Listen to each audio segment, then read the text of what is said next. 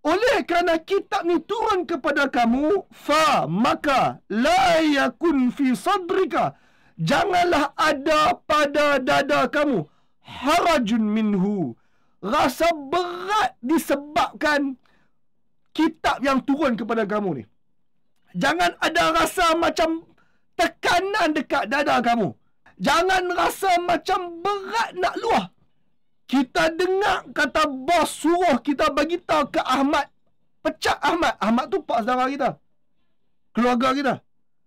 Tuan-tuan, mendengar berita tu sesak dada. Benda apa yang lebih menyesakkan dada? Menyampaikannya. Kita kena bagi tahu pula ke Ahmad, pak saudara kita, bos pecat hang. Yang tu lagi berat. Maka Allah sebut, janganlah dada kamu rasa berat, tertekan disebabkan kitab ni. Agar litunzira bihi, kamu memberi amaran melalui surah ini, melalui kitab ini, wa zikra lil mu'minin, beri amaran melalui surah ini, dan juga memberi peringatan melalui surah ini kepada orang beriman. Peringatan untuk siapa? Peringatan untuk orang beriman. Peringatan untuk orang beriman sekaligus siapa-siapa yang dengar kandungan surah ini, lepas tu dia kata, mampu happy lah, maka surah ini menjadi amaran untuk kau.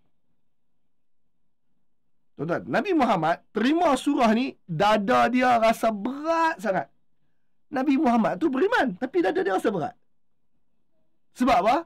Sebab benda berat ni menjadi peringatan untuk dia. Dan juga mungkin untuk kita.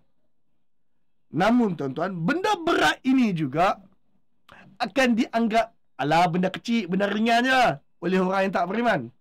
Maka ini amaran untuk orang yang anggap benda ni ringan. Cakap pasal engkau diancam dengan neraka, dia boleh sokor. Oh, neraka. Okey. Fine. Diberi amaran jangan syirik, dia kata. Okey, jangan syirik. Okey. Jangan syirik. Okey. Lamba ya? Dia rasa benda tu kecil. Padahal benda itu menyesakkan dada. Maka untuk orang yang ambil enteng kandungan kitab ini, kandungan surah ini terutama sekali, amaran untuk dia, janganlah kamu rasa sesak dada kerana kamu terpaksa beri amaran dekat orang begini melalui surah ini terutama sekali.